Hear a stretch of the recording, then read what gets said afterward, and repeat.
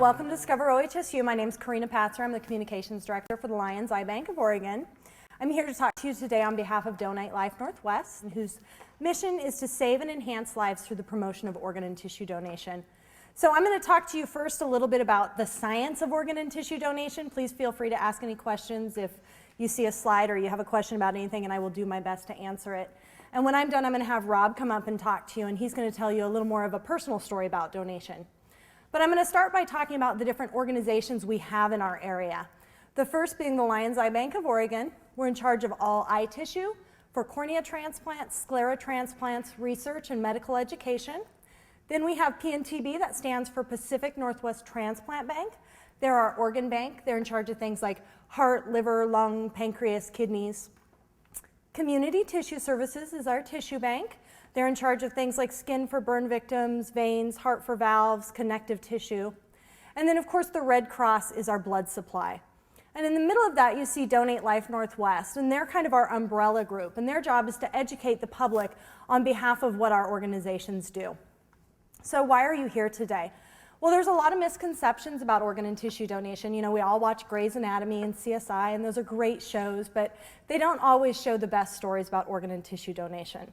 So we're here to clear up any misconceptions, show you the impact on the lives in your area and really around the world, and show the role of the healthcare professional in donation. Most of the slides or videos you're going to see today are local individuals. I'll tell you one quick story about the pictures you see here. This is a collage that was put together by donor families and recipients. Up here in the corner is a picture of Taylor. Taylor died of a respiratory infection, and her family was kind enough to donate her organs and tissues, and Jonathan received her heart. Now, donation is anonymous, but I will tell you that sometimes families can choose to write back and forth and talk to each other, and that was the case with Taylor's family and Jonathan's family. And they eventually decided to meet, and Jonathan, I believe now, is around 11 years old, and he's doing very well, and their families know each other very well. So there's a lot of wonderful stories that come out of organ and tissue donation. This is what we call the national donor gap, and it's the gap between how many people need an organ transplant and how many people actually donate each year. So you'll see this blue line, that's how many people are waiting. And right now, this picture from 2007 shows just under 100,000. I'll tell you right now that that number is over 100,000 people waiting. So it's a pretty phenomenal number. And down here you see this little green box, and that's how many people actually donated. So you can see there's a big gap between those in need and those who donate each year. So what do those numbers mean? What they mean is 18 people on that list die every day because there's not enough organs available for transplant, and every 12 minutes a new name gets added to that list. So why do we have such a gap? We believe the reason is education. In a Gallup poll across the US, we asked people, what do you think about donation? Do you support it? And 91% of the population said, yeah, I believe donation's a good thing. But only 34% of those people knew what they had to do in their area to actually become a donor. So we're going to go through the different types of donation, and first we're going to talk about living donation. The first one and most common that we've all heard about is blood donation. You can be 16 years or older, be in very good health, weigh 110 pounds. The blood mobiles all around town. I always see it at Starbucks. Most schools have a blood drive. Only 5% of the population that can donate blood usually does donate blood, so the need is extremely great. You can donate bone marrow. You have to be 18 years old to be on that list. It's primarily used to treat leukemia patients. You can donate part of your liver, part of your lung, or one kidney to someone who is related or not related to you. And this picture is a picture of a mother and her son. She donated a kidney to him, and they're at the transplant games, which is kind of like the Olympics for transplant recipients. So now we're going to talk about non-living donation, and non-living donation is where most of the myths come from, and a lot of the shows on television that do stories are about non-living donation. So the first thing we're going to talk about is cornea transplant. And the next thing you're going to see is a little video clip of John Malco. And John is local. He's from Oregon. He lives down in Grants Pass. Hi, I'm John. I was blinded in a chemical explosion that left me blind for 30 years, 11 months, and 7 days.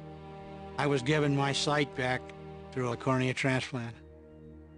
All I had wanted for the past 30 years was to see my children for the very first time. When they removed the bandages from my eyes, I looked across the room, and sitting there was my family. I could see them.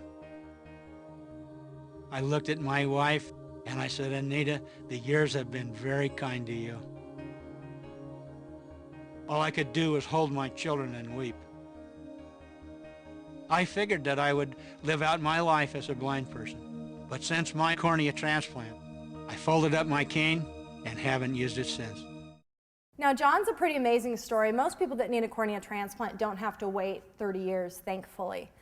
There's a lot of reasons someone might need a cornea transplant. We do between 35 and 45,000 cornea transplants here in the U.S. each year for a variety of reasons.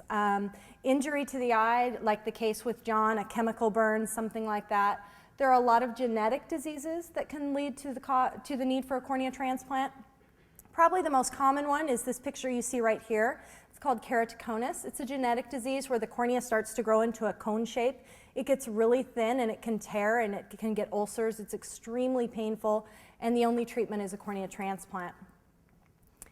So this is a picture of Mount Hood if someone has a disease like keratoconus. And then after a cornea transplant, everything's clear. So how do we do a cornea transplant? Well, the first successful cornea transplant was done in 1905, so we've been doing it virtually the same way for over 100 years. Basically, we take off a bad cornea, we put on a donated cornea, and we stitch it up. And the end result looks something like this. You can see a bunch of stitches there in the cornea. Now, the cornea has more nerve endings than any other part of the body. It's extremely sensitive. So the healing time is generally about 2 to 3 years you can have stitches in your cornea. And as you go and visit your doctor, they'll slowly take those stitches out. Now, I tell you this wonderful story because the next thing we're going to talk about is a new method of cornea transplant that we're very fortunate was really developed right here in Oregon. The medical director for Oregon's eye bank has been working for about the last 10 years on perfecting this particular procedure. And it has been perfected, and it's really become the standard of care. So for the longest time, the very back layer of the cornea, which is only a single cell layer thick, gets damaged, and that causes the whole cornea to cloud over. So for a long time, we just took the whole thing off, put a new one on. That's the fix. So what we've developed is a method where we can just take off that very thin back layer, and it's removed going through the white part of the eye or the sclera, and that way there's no stitches in the actual cornea itself. And we put in the same layer from a donated cornea, and it's held in there with a little air bubble, and the only stitches are 2 or 3 stitches right there in the white of the eye. So the healing time from before, which was 2 to 3 years, is now down to about 3 or 4 months. So it's pretty amazing, and surgeries and techniques like this could never be perfected if it wasn't for the donation of tissue for research and medical education. We always try and transplant tissue whenever we can, but if we're unable to transplant it, we like to be able to use it for research and medical education, for advancements in surgeries and disease studies, things like that. You never want to be the first person a doctor has done a surgery on. Next thing we're going to talk about is transplantable tissues, and you're going to see a little video clip next of Tyler. Hi, my name's Tyler. I'm 15 years old.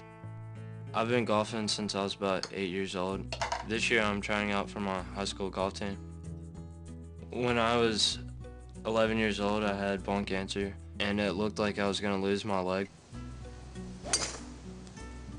I think life would be a whole lot different if I didn't have the bone transplant. I do have a scar on my leg. It goes from about here to here. The scars do come in handy when I'm talking to the ladies because I tell them that it's a shark bite. You can kind of compare golf to life. You have your ups and downs, and you just try to work for the best. Thanks to the tissue transplant, I'm a regular teenager and pretty good golfer. The tissue transplant gave me back my life. Bone transplant is the most commonly transplanted tissue there is. One donor can go up to 50 different recipients. It can be used for a lot of different things, one of them being cancerous bone replacement like Tyler spoke about. What used to happen is if we found out you had cancer in a bone like your femur, the big bone in the top of your leg, it was probably going to be amputated. We can actually take out that section of bone, replace it with donor bone, and you can live a very normal, healthy life. It can also be used in back surgeries. If you've ever heard of anyone who's slipped a disc and needed a back surgery, a lot of the times they'll use donated bone. It can be used in some dental surgeries as well, but one donor can help a lot of different people through bone donation. Heart valves, we do make synthetic heart valves. The reason that you would prefer a human heart valve over a synthetic valve is most commonly it's used in children who are born with congenital heart diseases.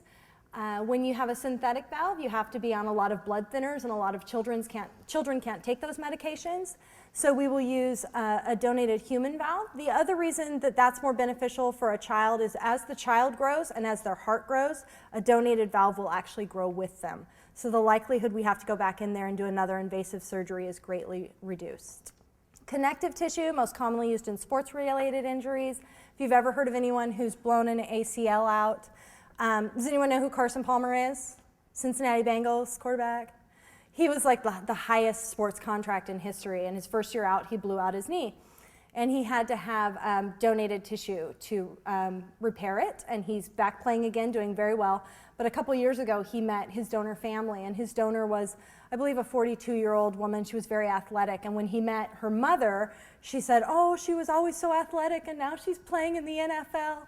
And so there's some really amazing stories. Skin grafts are probably one of the most needed tissues there is. It takes anywhere from 10 to 15 donors for one burn victim. It's used as a biological bandage, which means it's not going to stay with the individual. The most common cause of death from a severe burn is infection. So we want to reduce the chance of infection. And through the use of donated skin, it'll help to lower the body temperature and reduce the chance of infection, and so that a person has a chance to heal, and we can actually take grafts from somewhere else on their body. So next we're going to talk about organ transplant. You're going to see another little video clip, again, from a local resident.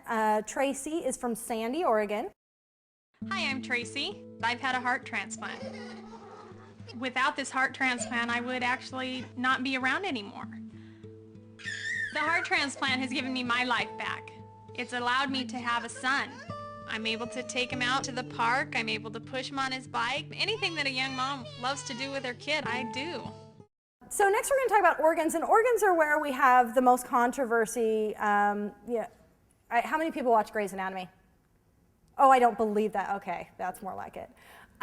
Grey's Anatomy shows these great storylines about organ donation, and unfortunately we know a large part of the population watches shows and they get their medical facts from entertainment television. So this is the area that I would expect if you're going to have any questions, please ask them, because this is where most of the questions come up. But we're going to go through the different types of organs that can be transplanted and why you might need a transplant. Does anyone know what that is? Take a guess. Come on now. Heart. Did I hear heart?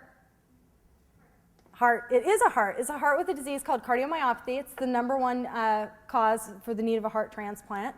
It can be caused by a lot of different things. It can be caused by an infection. There are genetic forms of it. Some women develop it after having babies. Sometimes we don't know what causes it. But essentially the same thing happens. Your heart pumps blood through your body. It loses its ability to do that, and it has to work harder and harder. And just like if you're lifting weights, the more weights you lift, the bigger your muscles get. Well, your heart's a muscle, and it does the same thing. It gets larger and larger until it loses its ability to push blood through the body effectively. So a healthy heart looks something like that. You should be able to hold your heart in the palm of your hand. Who knows what that is? I'll give you a hint. Smoking is bad. It's a lung. It's a lung with a disease called emphysema. It can be caused by a lot of different things, smoking being the most common cause. That's what a healthy lung looks like. It looks very white here because when organs are removed, all the blood is drained from them. When it goes into the recipient and blood begins to flow through it again, it will become very pink and fleshy. Who knows what that is? I'll give you a hint. You have two of them. It's a kidney. That's one kidney. It's a disease called polycystic kidney disease. Does anyone know who Kojo is, the fashion guru on E? Oh, yeah. Kojo's had 2 transplants because he has this disease. It's a genetic disease. You do have 2 kidneys. You can live with only one. That's why we'll remove them together, separate them, and they'll go into 2 different recipients so that 2 lives can be saved through one donation. And last but not least, who knows what that is?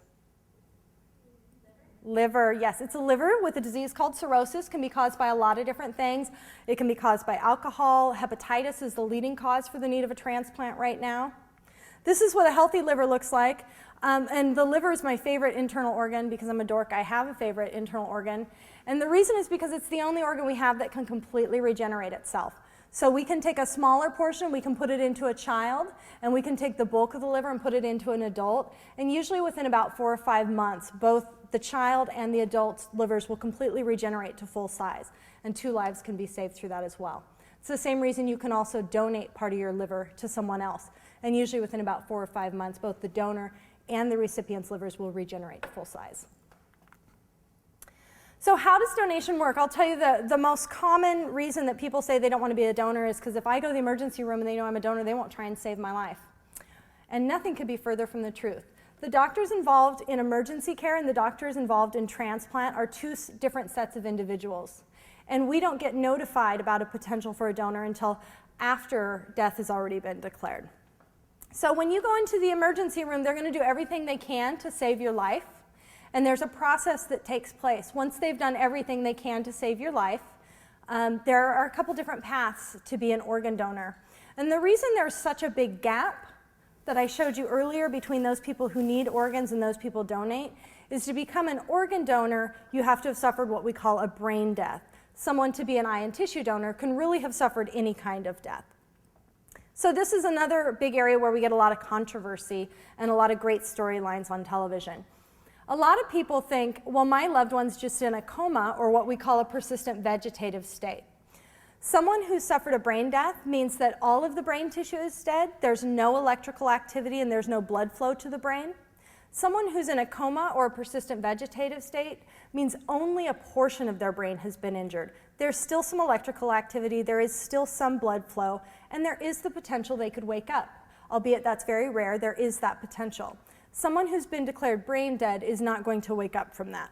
So the next part of the process is consent, and there are a couple routes to that. One, if you're not a registered donor, which I'm going to talk to you about in a little bit, then your family will be asked if they would like you to be a donor. For organs, we have to do matching, and that's another thing I'm sure you guys have all seen on TV.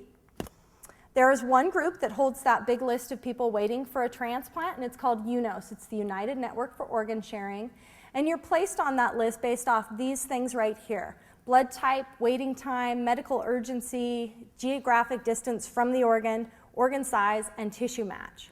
What's not considered is wealth, social status, and fame. A lot of people think if I'm rich and famous, I can get to the top of that list. What happens when we have an organ donor is we call UNOS and we give them some statistics. I have a 42-year-old male, this is his blood type, this is his height, his weight, and these are the organs that are going to be recovered. They will then pull up the top matches for all the organs that are going to be recovered, and they send that to us. And we start at the top and we work our way down. We can't look down the list and go, oh, look, there's Tom Cruise, let's skip down there. Because when we send that list back to UNOS, they're going to then go through anyone who's skipped and see why the doctor declined. So it's a checks and balances system. And the next thing that happens is the transplant. So you're going to see another little video clip here.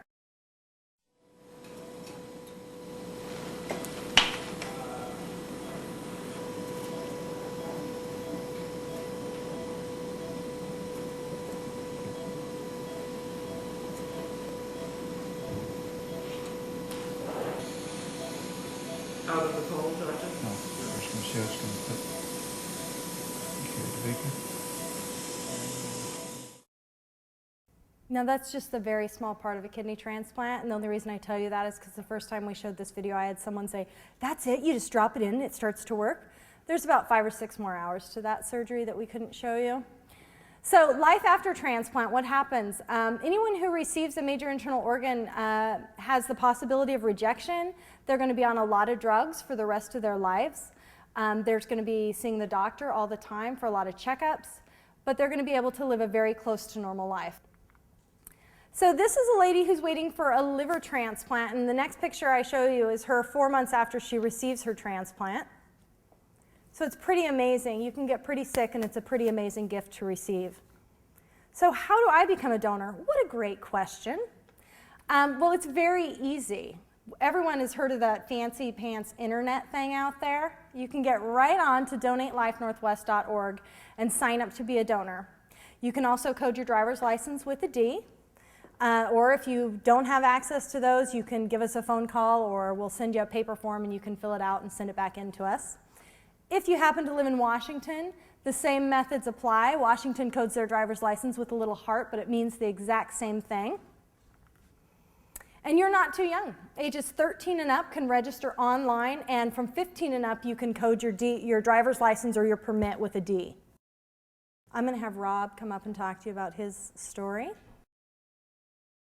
Thanks for having me. I'm, again, Robert Ayers. I'm a volunteer with Donate Life Northwest. I've been a volunteer for about 4 years with the organization, and about half of that was time spent while I was waiting for a life-saving liver transplant. So while Cornea's done a beautiful job of sharing with you a lot of the general statistics and information and hopefully dispelled some myths about organ, eye, and tissue donation, what I'd really like to do today is share with you my personal story of how one person in your community right here in Oregon has really benefited from the amazing gift of organ, eye, and tissue donation. In my particular case, again, a liver transplant about almost 3 years ago.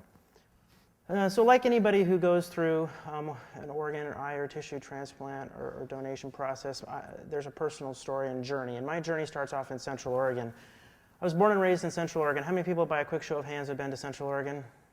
Yeah, so you kind of know it's just a beautiful place, obviously. It's close in my heart. It's God's country, as I like to think of it. And I was really fortunate. I got plugged into a lot of outdoor activities, skiing and backpacking and climbing and hiking, and that was pretty much my motto. I worked hard, I played hard. I really got into whitewater kayaking all throughout high school and college. One of the interesting things is when I wasn't actually on the trail, I'll admit it, in hindsight, I was the nerd. I was a geek. I was very straight-laced. In hindsight, I was extremely easy on my parents. I didn't break curfew. I didn't drink. I didn't do drugs. I didn't sneak out. I didn't do any of these fun things, right? I was in a fraternity also, like, for example, in college. I didn't drink my first 2 years. And so in hindsight, a lot of my peers, when they found out I had a liver disease, they were kind of shocked and surprised, kind of jokingly said, you're the last person we'd expect this to happen to. So-and-so, got way more mileage out of their liver, and they should be the one having liver failure. But the reason I bring that up is it really highlights and shows the fact that this can and does happen just to normal everyday people. You'll see my story, you'll see some other people that I also include in the presentation later on, that this happens to young people like yourself. It happens to me. It happens to people's parents and their dads.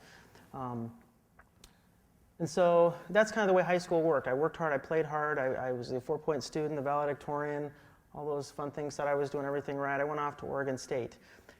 And Oregon State was a fantastic spot. Hopefully we have Beaver believers in the room. If we have any Duck fans, that's all right, as long as you have a D on your driver's license at the end, or sign up on the registry. Yeah, but really enjoyed Oregon State, and started off in mechanical engineering, and I switched over to manufacturing and industrial engineering. And kind of the main reason I did that, quite honestly, is I had like 10 times the number of pretty girls. And that decision paid off with a blessing in my life. I like to think of life as a series of events with miracles sprinkled in throughout. And my wife, Jennifer, is definitely a miracle of my life. We both met as senior project partners and just, on that type of basis. And we both went to work for General Electric after graduating in '98. And office romance and all that fun stuff. And we ended up getting married. And at this point in time, I died and gone to heaven. Her dad was a Colorado River guide, for heaven's sake. So she was used to camping in a tent, sleeping on the ground, and hiking and backpacking. So we lived a very active lifestyle. We were always traveling, going places. Every weekend we were pretty much outdoors doing adventures, and she took me to wonderful areas that she'd grown up with in the Southwest, and we were just living the dream. We bought a house and a number of fun, exciting climbs and things that we wanted to do. Neither of us had been out of the country before, too, so we wanted to go and explore areas of the world that sounded exciting and fresh. I encourage you guys to do the same. Plan your graduation trips now. And we went and saw some beautiful things across the Atlantic and had some wonderful climbing adventures. Then next up, after being married about 2-3 years, it was both important to us. We talked about it a lot. We wanted to be parents ourselves. And so we decided to start trying to get pregnant. And I include this slide kind of as a comical representation. As two engineers, our first encounter that biological processes aren't always in your control. And we tried. Believe me, we had spreadsheets. We thought we could do with some drawings and Gantt charts, and it just wasn't working. We weren't getting pregnant. My wife wasn't, and I was partially in there as well, right? So we heeded some good advice of some friends and people we were working with to try and get pregnant after a miscarriage or two as well. And we said, you need to de-stress. You need to tone down your life and a little more simplistic life. So we both changed jobs because we were working huge hours and it was stressful. And in doing that process, I went to work for a medical company in Beaverton that had me do a lot of medical testing as a pre-employment physical screen. And one of those things was a blood test. So the blood test came back and they said, you know, Mr. Ayers, a 27-year-old male does not have elevated liver enzyme levels. And whenever you hear that, take heed, because it can be a sign of some serious things, and I did. So I went to my primary care physician, as you would, and did a number of things with specialist after specialist. And before I knew it, I was plugged in here at OHSU with the liver and hepatology department with a diagnosis of primary sclerosing cholangitis. And I can barely pronounce it, and I still can't spell it, so most people just call it PSC. And what PSC is they don't really know what causes it, and unfortunately there's also no cure. The way to think of this is if the heart is the body's pump house, the liver is really the organ that filters out the stuff your body doesn't want, the toxins, the bad stuff, and it also secretes a lot of things that your body needs to aid metabolism, digestion, those sorts of metabolic processes, right? And how it does that is that there's two lobes, kind of like Cornea showed you. There's the major lobe and the minor lobe, and there's all these ducts. There's interhepatic ducts up within the actual tissue of the main body of the organ, and then there's extrahepatic ducts. And what those ducts are doing is they're draining primarily bile out into the system. And that's the main vehicle. And with PSC, what happened in my particular case is the body, they think, maybe has an overactive immune system, so it thinks something is attacking those ducts. And in response to that, it becomes inflamed, kind of like an infected cut or something gets red and inflamed. And as a result of that, it narrows and the bile backs up. Bile is a bad thing to keep in one spot, stagnant and backed up, so it causes further scarring, further narrowing. So this is a progressive degenerative disease. And eventually what happens is all the ducts, both the extrahepatic and interfingerling ducts within the organ, become so restricted and narrowed that nothing gets out. The liver poisons itself, cirrhosis of the liver sets in, and it just dies. And unfortunately, what I soon quickly learned as I realized all this upon my diagnosis is there's no man-made contraption that mimics the function of a liver. There's not like dialysis for kidneys or heart-lung machine or anything. And so when your liver conks out, your future is pretty limited. But at this point in time, again, I'd had this physical exam. I was blessed to kind of learn this piece of knowledge early on before I had any outward symptoms. And so I immediately sprung into action like a good anal engineer, and I started researching treatment options. And I basically learned that the only treatment and solution was ultimately going to be transplant. So I researched transplant centers and all those various things. They also started putting me on really quickly on a medication that thins the viscosity of the bile so it could sneak out through those ducts a little easier through the obstructions. But the thing that scares me the most was the cancer. I soon learned that people with PSC are at a much more elevated risk of liver cancer, especially the ducts. And so I researched people like Walter Payton, who had PSC, and he died, but he didn't actually die from the PSC, he died from the liver duct cancer. And so what I soon learned is that if cancer is spread beyond your liver, you're not eligible for transplant because the prognosis just isn't good enough. They can't, and the organs are in such tight supply, they can't afford to potentially have that donated organ go to waste. But if they find that the cancer is only within the liver, you immediately go quickly to the top of the list and you're eligible for transplant. So what they did in my particular case is they would have me go in and do a very fancy type of MRI about every 3 and 6 months. And they inject a fluid and they looked to stay vigilant for cancer. And the theory was that we'd catch this early on and then I'd get at the transplant. But that's always in the back of your mind and you're worried. Meanwhile, we try to remain positive. I'm researching. I'm trying to stay active and do the things that we want to do. And along comes miracle number 2. We finally get pregnant. And we're really, really excited. This is our daughter, Lauren.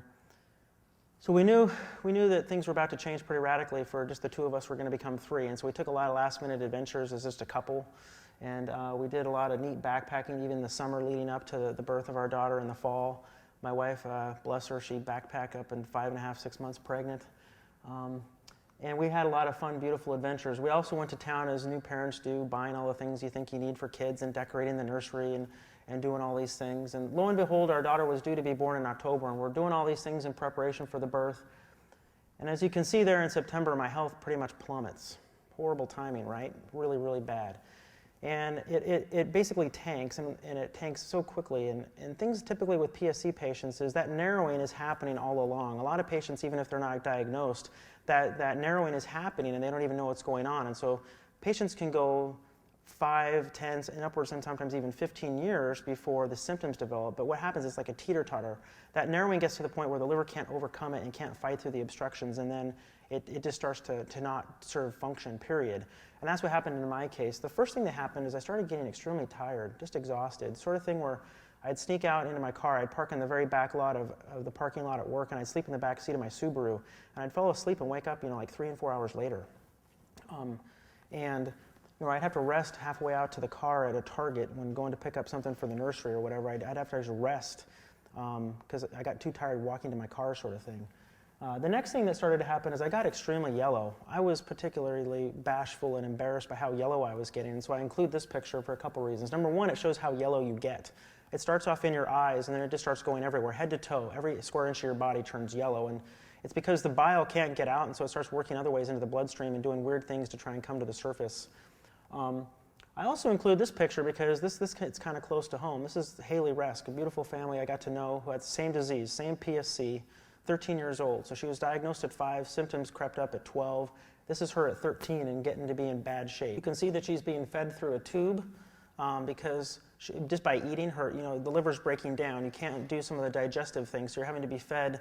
And you can see just how yellow she is. And in this particular case, it shows her parents. Her mother, Julie, actually did a living donor transplant to Haley.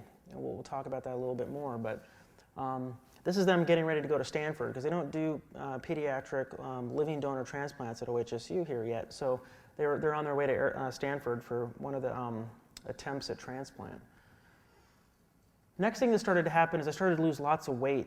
I include this picture because it's another wonderful friend that I've met throughout the course of this whole journey who had PSC like myself, who was going through the same thing. A friend of a friend introduced us, and he was having the same PSC disease going through it in the LA, California area. Again, as young people, we may feel we're invincible, but this hits your dad, right, with two high school-aged daughters.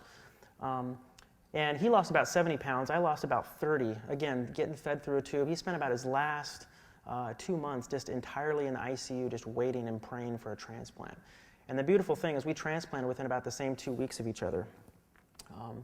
So they all have happy stories. But at this point in time, obviously, I'm scared to death.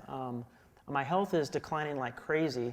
What's kicking in now is I'm getting really itchy. It was the worst symptom by far. It doesn't happen to all PSC patients, but people, was that bile and your bilirubin numbers in your blood go up, you get extremely itchy. It's sort of that you can't sleep more than an hour and a half, the itching wakes you up. I've scraped all the skin off the bottom of my feet because the itch so bad I was scraping it on the Berber carpet and got carried away before I realized that's a bad idea. That type of intense, almost like make you insane type of itching. My blood numbers are going the wrong way. I'm getting more yellow. I'm getting just totally exhausted.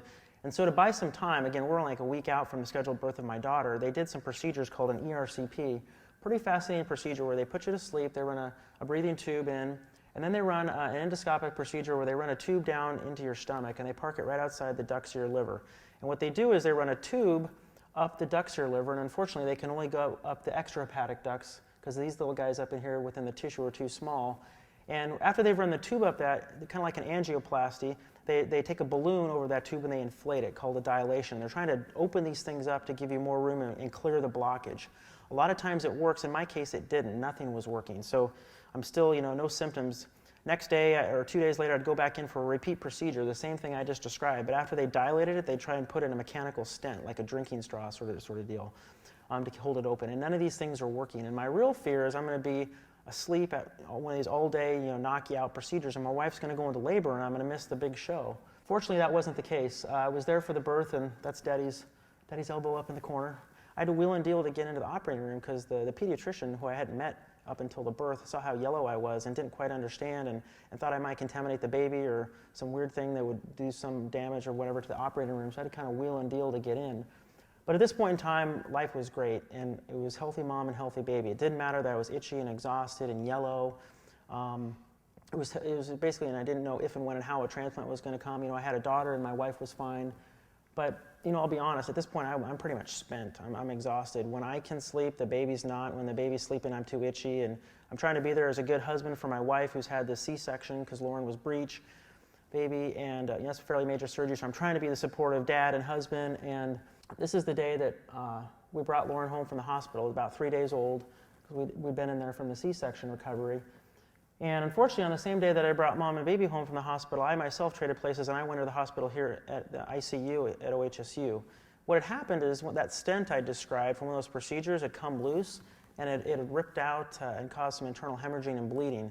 And also what had happened, I soon came to learn, really kind of unfortunately, is that people with that blockage, that bile is stagnant and it's really prone to infections. You get a searing, horrible abdominal infection that just makes you basically double over in a fetal position.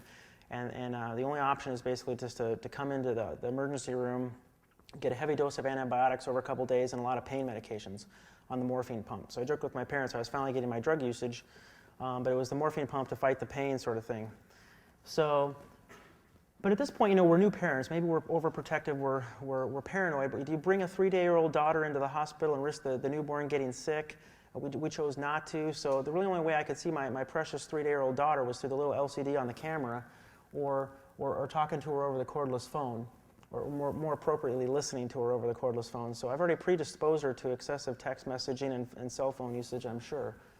But, it was frustrating, and it was also just darn scary, and that's the way I lived my life. When I first went into that hospital, that first period I just described, I was really sick. I was in the ICU, and I had all those tests performed and all the things that were needed to qualify me to put on the waiting list.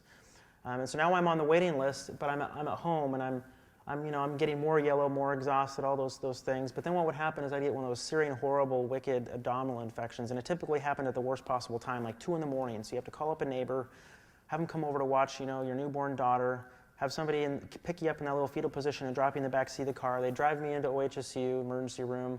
They got to know me by name. I had frequent flyer card I joked about. And then they give you a heavy dose of antibiotics and pain meds, that wonderful, blissful morphine pump to help fight the pain. And in a couple days, the pain and the infection goes away, and you go home. Not necessarily happy, but at least a little pain-free. And this loop repeated itself over and over, and I kind of lost track how many times I went in and out of the hospital and the ICU. And, I won't lie, I had a lot to live for.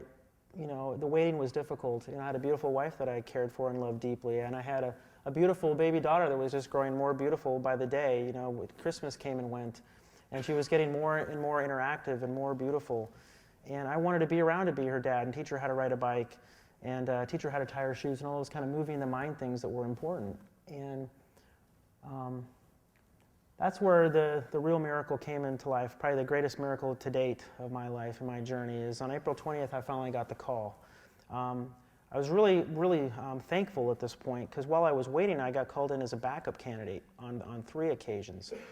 And how that works is they would call me in and they would say, Mr. Ayers, you're not the number 1, you're the number 2. We've got a number 1 patient who is liver cancer, and we need to have you as a backup. So what happens is it's a pretty surreal experience. I would get wheeled in. You have 2 families, both coming into the hospital with high hopes and expectations. We both gown up. We both do all the pre-surgery op stuff that you would expect. Weird stuff I never even dreamed about, like fancy antibiotic cocktails and antibiotic soap showers, and they draw 40 vials of blood and get all the IV lines. You get all gowned up and all on the table, just like you're going to get ready to be wheeled into the operating room, and then you wait.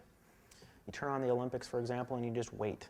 And what happens is the person with cancer gets wheeled into the operating room. They actually start the transplant surgery. They get down to the point that the liver is exposed, and they take pathology samples. Because while they've done everything non-intrusively to verify that cancer patient, they don't think the cancer spread. They don't know for certain. And so they actually take pathology samples all around the liver, and then they wait a couple hours for those samples to come back and be analyzed. And if cancer spread, then they sew that poor person back up and say, we're sorry, we have to try other methods to fight the cancer. If the cancer hasn't spread, then they continue with the transplant. But if indeed that person gets turned away, they need another patient like myself waiting in the wings to come in. And so the beautiful thing, in all 3 cases, I went as a backup. The cancer hadn't spread. That person's life was saved, and they had a successful transplant, right? It's another win for organ donation. Kind of the hard thing was, honestly, it was an emotional roller coaster. I remember a couple of occasions, where you're in the VA and you're looking out on the beautiful sunrise of Mount Hood, and the doctor comes in and says, we're sorry, this isn't your time. And you have to remain positive and upbeat, maybe not outwardly show your disappointment because you want them to call you that next time, even if it's as a backup candidate. But in this particular case, I was pretty stoked because they called this time and they said, Mr. Ayers, you're the number 1. And so I raced in. I already knew what to expect because I've been through this drill a lot of times. And I had a camera because I wanted to see exactly how I looked after a transplant. And in doing that, the nurses saw I had a camera, and they were just wonderful. bless them, and they allowed the camera to go in the operating room, and the nurses would take pictures every couple hours, and they would come out and show pictures on the LCD to my wife and say, here's how he's doing, here's what we've done, here's what we're going to do next. So here's my actual donor liver getting prepped and primed for surgery. There it is. I'm always amazed from an engineering perspective. There's all these fixtures and tools to keep everything up and out of the way, because they really got to get in there. They pull your ribs clear up to your chin, for example. Little fun anecdotes. You don't have to actually crack your ribs, but I wondered why I had back pain after surgery, and that's kind of the reason why, is they do a lot of wrenching to get in there and make things happen. Two wonderful surgeons. It's a 10-hour surgery, so I went in at 10 p.m. and I came out at 8 in the morning. 2 anesthesiologists, 3 or 4 really high-end operating nurses, 2 anesthesiologists, just a really good group. I can't say enough good things about the VA, the Portland VA, and OHSU. And one of the things I like to really stress is, as I show the picture of my new donor liver going in, is that blood donor is really important. Just like you need that donated liver or organ ready to be starting the surgery, they want 20 units of blood on hand to start any surgery. And so, you can make a big, huge impact in terms of just, your school blood drives or any type of blood donation. So this is what you look like coming after liver transplant. I was fortunate in the fact that they removed the breathing tube in the operating room, which isn't totally normal.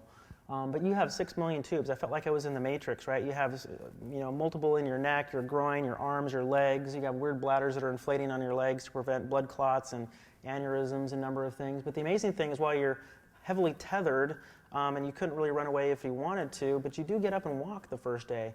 You're on some pretty amazing medications that allow you to do that and feel like Superman. And I don't remember any of it, but it is certainly darn amazing.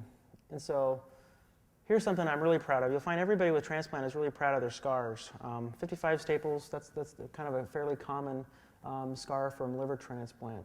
My wife jokes that I should get a tattoo around the outside in a circle, and then I'd finally have my Mercedes instead of a Subaru.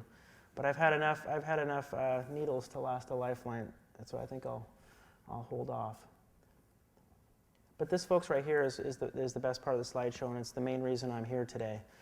I would come out and I would do these types of presentations before my transplant, and while I did admit it to the audience, I looked at these with a lot of fear and frustration. And anxiety of what the future held, and was I going to be around for this? And all of these pictures you're looking at now are all pictures that have taken place after my transplant. And I look at these pictures now instead with a huge amount of hope and excitement and gratitude. And I'm just so excited for what the future holds, and none of that would have been possible without the incredible generosity of my donor and donor family. And I'm around to be a dad and watch this beautiful little creature just take flight and get more inquisitive and learn to do things on her own. And she's potty trained, and she wants to give away her pull-ups because she can now sleep through her night in her underwear, and she's so proud. And and I can teach her and watch this beautiful little girl grow up and be the husband to be there to support my wife and be around. The other amazing gift and blessing for me is it's allowed me to return to all the active outdoor pursuits that I love prior to transplant. Everybody kind of know where Mount Adams is, north of Hood River. Okay, well, it's 12,000 foot. It's a respectable mountain. And I celebrated the exact 4-month, so not 4-year, 4-month anniversary of my transplant by climbing Mount Adams. Carried my own pack, camped out overnight at 9,000 feet. I didn't carry like the stove and some of the communal gear maybe, right? So I maybe chickened out a little bit there, but that's the power of organ, eye, and tissue donation, folks. It's amazing. And it's also let me, teach a new generation of Sherpa, right? And be there to watch her do a number of things. We've taken a number of wonderful trips since my transplant. We've gone up to the Canadian Rockies. We've taken long day hikes. I've been able to carry her on my back and teach her and just have some wonderful, beautiful times, special moments that just wouldn't have been possible without transplant. And so, we were even able to go on several overnight backpacking trips way into the backcountry several miles, where I've been able to carry lots of weight and make it happen. And she thinks it's great because she gets to sleep outside all the time and not have to go inside, and she loves backpacking food, which is just awesome, I think, as a dad. And so it's just so exciting, and we've just had some just blessed moments. And I think of my donor quite frequently. I don't know who my donor is. All I know is it's a 25-year-old male. It's a pretty guarded process where I've written a letter to the transplant bank, and they're the only people that really know who my donor is, and they forward that letter, and if the donor family chooses to answer, then they can write back. And if you have enough dialogue back and forth, then eventually, hopefully you meet, and I really do hope I get to meet. I hope someday I get to meet and introduce her to my daughter who's a teenager. She's growing up way too fast, way too fast. She's getting too smart. She outsmarts me every day. But I hope, I can at least talk her into a Donate Life tattoo and grill her boyfriends into some nice boyfriends. And, the miracles don't just stop right there, folks. I mean, we found out we were pregnant with number 2, right? Our son. We're going to have a son, Jonathan. This is him with his ultrasounds. And, he was born little over 9 months ago, and he's a total blessing. He's totally opposite. He's just a mellow, lovey, cuddly, wonderful little bundle. And none of this, folks, would have been possible without the donation of my donor family and their incredible generosity. It's so much fun watching the two grow up and watching them interface and react, right? And so not only do I get to be around to be a dad, but I get to watch the beautiful reaction and relationship between my kids. And he's just a cutie pie. He's into everything now. He's super active, and we're going to have our hands full. He's all boy. But, the story goes beyond just myself. It goes, to the Resk family, right? If you recall, her mom, Julie, ended up giving 40% of the upper lobe of her liver to Haley in a living donor transplant down at Stanford. If you guys can think of the dire shortage of people needing donated organs for adults, it's even that much more severe for pediatric kids. And so you can imagine the despair you have as a parent. I can't even imagine it myself, but what ends up happening is that a huge portion of the living donor transplants for livers are actually parents to children, because the donor pool is just so small, because the number of children that die under the right conditions to be organ donors is just really small. But this is the miracle, right? This is her just 7 weeks after transplant. And the beautiful thing to see here is that now Haley is a happy, healthy 14-year-old, and she's a teenager now. And so her dad's worried about, her interest in boys versus life and death. Is my daughter going to survive? I mean, that's what this stuff boils down to, folks. The Magukin family, like I mentioned before, right? Father of 3, really beautiful. I had a chance to meet them after transplant. They came out for a Donate Life Northwest event. And this is him just 2 months after transplant, right? He's healthy again. He's doing active things. He's back to totally normal, right? And so it's just an amazing gift. It's an amazing gift you can provide, more than I can even describe in words, and more you can probably even fathom until you've gone through it, or one of your loved ones has gone through it. So, you guys are all adults. I respect your decision, but I highly encourage you to make that decision and take action to notify your family. If this is something that you want to do, I highly encourage you to go to the registry and do it. It's fast, it's easy. You can go through and selectively, let's say, for example, you don't want to give a particular organ, you can say, I want to do everything, or you can selectively say, I want to do just, organ X, Y, and Z. It's secure like a banking site. You can change your wishes later on if they change. And the beautiful thing about this is it's accessible 24/7 all throughout the state. This is a business where time is of essence, and so if something unfortunate were to happen to you, this is accessible, and people know your wishes, and it can help ensure your wishes are carried out. So really highly encourage you to do this, and with that, I guess we'll just open it up for some questions. If you have some questions, we encourage you to come down up front over here and maybe just ask some questions. We'd be happy to answer whatever you have. I've heard a lot of religions don't support organ, eye, and tissue donation. Is that true? Here in the United States, most major organs support donation, or they leave it up to the individual to decide. If you're not aware of your religion's beliefs on donation, we always recommend that you speak with your spiritual advisor, but most major religions support donation and consider it the ultimate act of charity. I was wondering, after your transplant, are you completely healthy now, and if there's any medication that you have to take? Yeah, great question. I'm pretty much, I consider myself as healthy after transplant as before transplant. The only main difference, like you mentioned, is I have to take immunosuppressive drugs that kind of trick my body into not rejecting my new donated liver. So that being in mind, I take about 3 medications in my particular case to not reject my organ, and those drugs in turn have some side effects that I take some additional medications for to fight the symptoms, some adverse side effects of those medications. But I live a healthy lifestyle, and I try and do like low fat, good diet, that sort of thing, and exercise like you'd want to do anyway, because I want to remain healthy and not kind of waste this amazing gift I've been given. But other than that, yeah, really, really good. Is it very expensive for my family or for me to become a donor, for them if I choose to be a donor? There's no cost to the family to be an organ, eye, and tissue donor. Once someone's been found eligible to be a donor, all the costs associated with the donation are taken care of by the procurement agencies. The cost of funeral arrangements, things like that, are still the responsibility of the family, but there's no cost for the actual donation. Can you have a normal funeral after being an organ donor? You can. Everything that is removed for transplant, we put prosthetics back in. So for example, if you're an eye donor, we'll put prosthetics back in. If you donate tissues, the tissues are replaced with prosthetics. So it's very common for a lot of people to choose to have an open casket funeral after donation. Was there ever a point where you didn't think that you were going to get a liver? I mean, the honest answer is I think I always tried to have a lot of hope. One of the things that gave me a lot of hope was I knew that there were donors out there. And the fact that there were, maybe my time was, I was going to have to be patient and wait. This organization and seeing the number of donors and being introduced, I got really lucky. I saw a lot of donor families, and I took a lot of inspiration from them in the fact that I hope there was other families out there that if and when the unfortunate events happen to them, that they donate and I could have another chance. So I always try to remain positive. I think if I didn't think it was going to happen, it would be too hard to face what I was up against. So I always just really try to remain positive, and in my heart felt like it was going to happen while I was frustrated along the way waiting. It did come true. When I become an organ donor, who can access my information, and when and how do they access it? The information is only accessible by the donation agencies, and it's only accessed after we've been informed of a death and we look up to see if someone is a registered donor. And the reason we do that is mainly because we do want to work with your family, and so we're going to give them that information and go through it and let them know that you were a registered donor and what that process means. But the only people that have access to it are the donation agencies, no one else. It's very well protected. Do you get sick more often than normal people?